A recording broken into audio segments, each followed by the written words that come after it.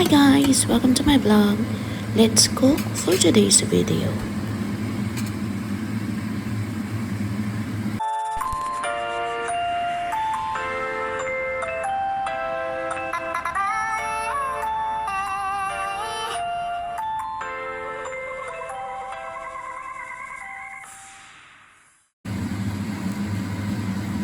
Shortcut na tong video yung ginawa ko dahil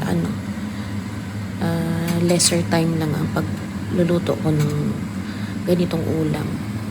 So, tapos simple lang din naman siya. Nakikita niyo yung ingredients, yan. Simple dish lang.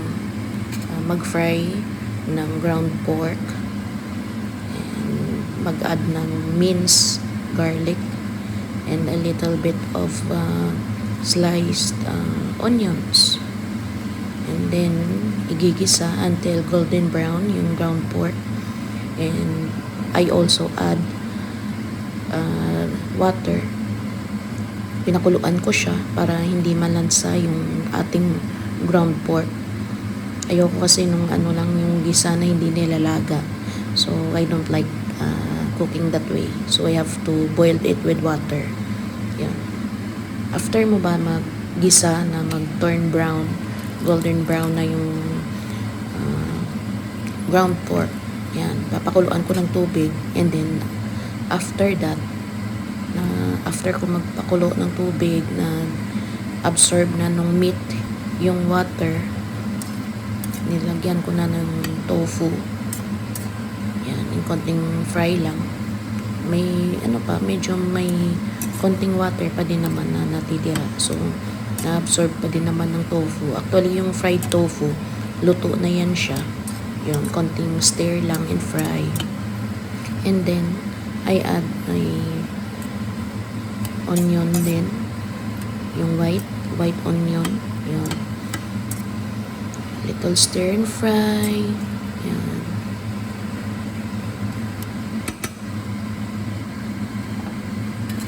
As you can see, meron pa siyang konting sauce. Ayan.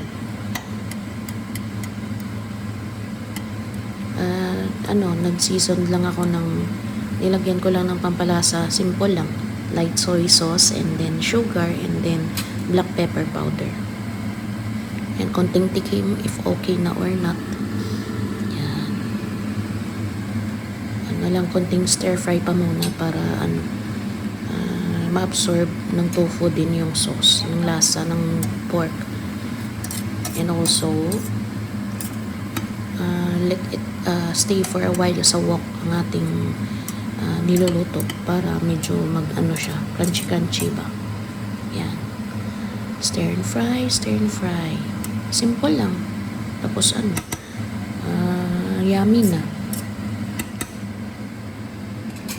Tapos naglagay pa din ako ng ng pampalasa pa. Nagdagdag ako ng egg. Sa video, isang egg lang ang nakikita nyo, but I use 3 pieces of egg. Yan. And I add mayonnaise also. Dagdag pampalasa sa niluluto ko na yan. Parang siya, sisig style. Yan, naglagay ako ng mayo. Konting squeeze lang. Ang hirap pa yan i-squeeze.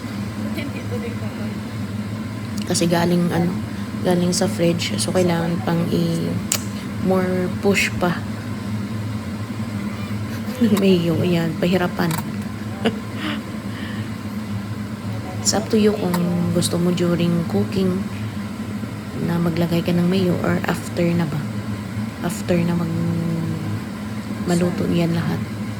Yeah. Before serve, pwede ka maglagay ng more mayo if you want. Yeah, if you like more mayo, you can add. Then I sprinkled some spring onions. Ayan. A little stir and fry, and that's it. Ready nating food. Yummy, nakakagana. But if you don't want to eat rice, simple as that, you can eat that way. Ground pork lang and then tofu, and that's it. Super yummy na.